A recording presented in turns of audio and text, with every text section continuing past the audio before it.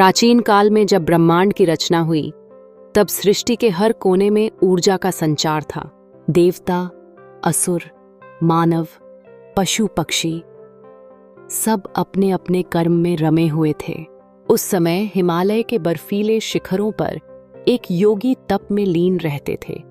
वही थे भगवान शिव, योगियों के स्वामी, महाकाल, त्रिकालदर्शी। उनके शरीर पर भस्म का लेप था, गले में सर्प लिपटा था और जटाओं में गंगा जल बहता था। कहते हैं कि जब सृष्टि के किसी भाग में संतुलन बिगड़ता है तो भगवान शिव अपने ध्यान से उसे सुधारते हैं। उन्हीं दिनों धरती के नीचे पाताल लोक में नागों का राज्य था, जहां राजा वासुकी शासन करते थे। वासुकी नाग न सिर्फ शक्तिशाली थे, बल्कि अत्यंत धर्मनिष्ठ और भगवान शिव के अनन्य भक्त भी थे। उनके दरबार में अनंत, तक्षक, पद्म, करकोटक जैसे अनेक नाग उनके मंत्री और सेनापति थे।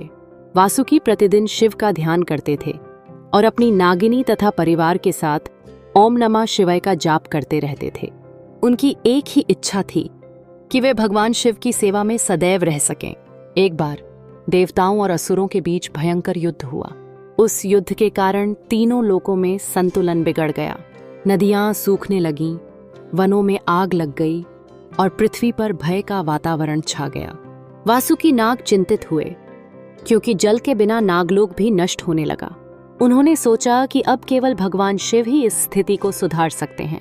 इसलिए उन्होंने अपनी सारी शक्ति एकाग्र करके हिमालय की ओर यात्रा शुरू की।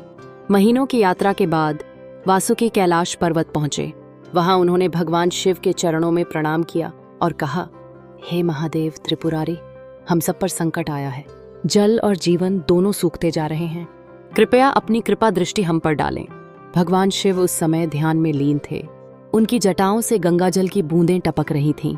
कुछ क्षणों के बाद उन्होंने नेत्र खोले और मंद मुस्कान के साथ बोले, वासुकी, तुम्हारा हृदय भक्ति से पूर्ण है। मैं जानता हूं तुम्हारे लोक में जल का अभाव है, परंतु यह संकट सृष्टि के संतुलन के लिए आवश्यक था। फिर भी तुम्हारी भक्ति देखकर मैं प्रसन्न हूं। वासुकी ने हाथ जोड़कर कहा, प्रभु, मेरी इच्छा है कि मैं सदा आपके साथ रह सकूं, आपकी सेवा में रह सकूं, ताकि मैं अपने जीवन का अर्थ प्राप्त कर सकूं। भगवान शिव ने शांत स्वर में उत्तर दिया, दारिद्रस्तु वासुकी, आज से तुम मेरे गले का आभूषण बनोगे। जैसे भक्ति मेरे साथ रहती है, वैसे ही तुम सदा मेरे साथ रहोगे। यह वरदान सुनकर वासुकी का हृदय आनंद से भर गया। उन्होंने अपनी विशाल नागदेह को लपेट लिया और विनम्रता से शिव के गले में स्थान ग्रहण किया। तभी एक दिव्य प्रकाश फैला और कैलाश पर्वत पर एक अद्भुत दृश्य दिखाई दिया।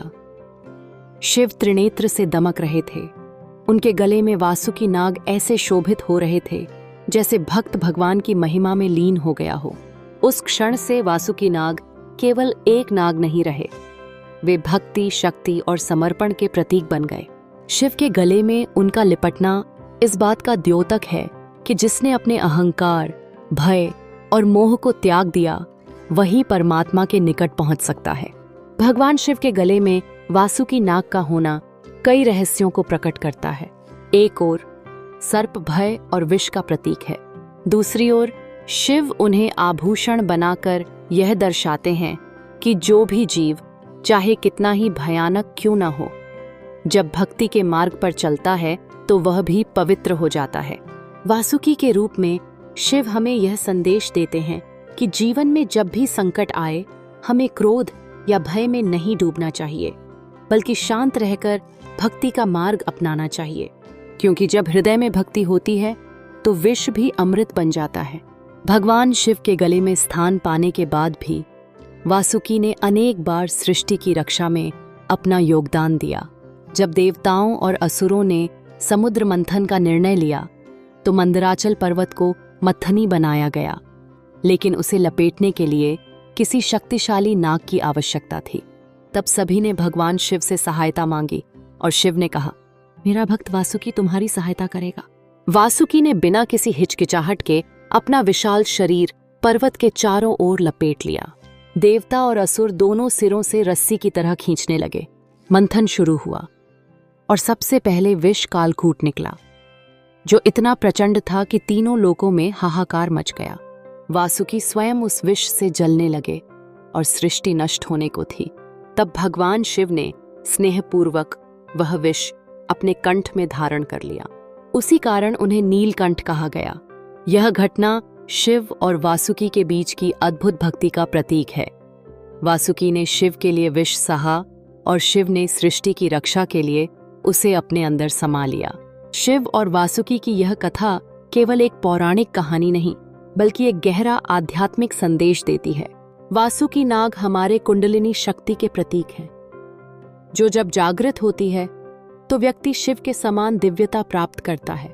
शिव का वासुकी को गले में धारण करना यह बताता है कि जब ऊर्जा और चेतना एक हो जाती हैं, तब मनुष्य मोक्ष की ओर अग्रसर होता है। यह कथा हमें सिखाती है कि भक्ति और समर्पण से हर भय शांत हो जाता है और हर विष जीवन में अमृत बन सकता है।